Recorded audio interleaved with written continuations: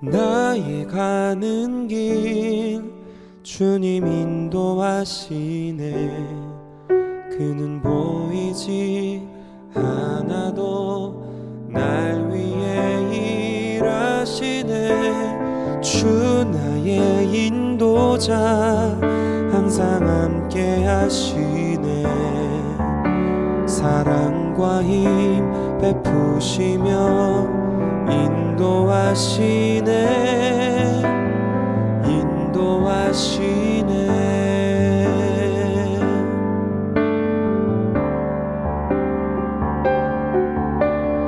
나의 가는 길 주님 인도하시네. 그는 보이지 않아도 날 위해 일하시네. 주 나의 인도자 항상 함께 하시네. 사랑과 힘 베푸시며 인도하시네. 인도하시네. 광야에 길을 만드시고 날 인도해. 사막에 강 만드신 것 보라. 하늘과 땅 변해도 주의 말씀 영원히 내 삶 속에 새 일을 행하리.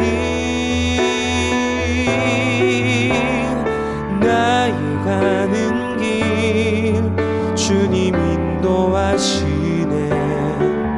그는 보이지 않아도 날 위해 일하시네. 주 나의 인도자 항상 함께 하시네. 사랑과 힘 베푸시며 인도하시네. 인도하시네. 나의 가는 길 주님 인도하시네. 그는 보이지 않아도 날 위해 일하시네. 주 나의 인도자 항상 함께 하시네. 사랑과 힘 베푸시며 인도하시네. 인도하시네.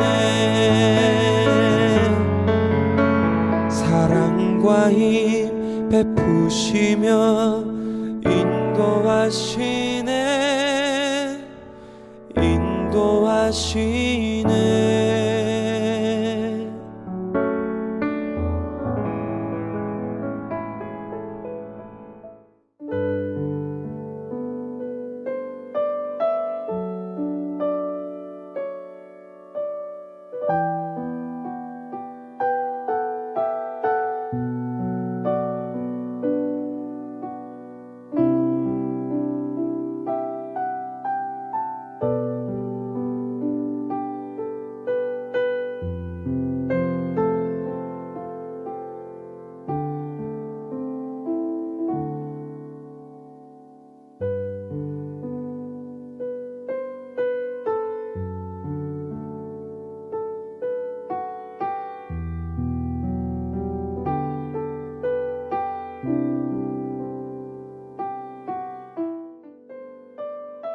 우리는 지금까지 쌓아온 경험과 지식을 바탕으로 수많은 인생의 계획을 세우는데요.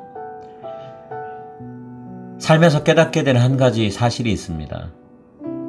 우리가 계획한 대로 모든 일이 이루어지지 않는다는 것이죠. 오늘 본문은 우리들이 세운 인생의 계획의 성취 여부가 하나님 손에 달려있다고 말씀합니다. 그렇기 때문에 우리는 계획을 세우면서 항상 겸손해야만 하죠. 1절 말씀입니다. 마음의 경영은 사람에게 있어도 말의 응답은 여호와께로부터 나오느니라. 여러분, 왜 어떤 계획은 이루어지고 다른 계획은 이루어지지 않는 걸까요? 우리가 좋다고 생각하는 것과 하나님이 좋다고 생각하시는 것이 다르기 때문입니다.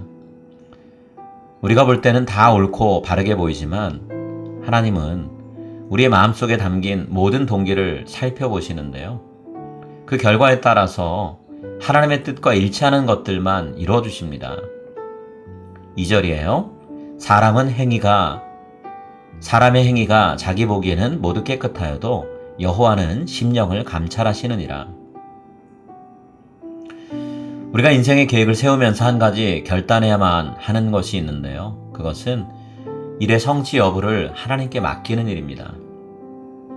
한 발 더 나가서 계획을 세우는 단계에서부터 하나님의 뜻을 묻는 과정이 필요하죠.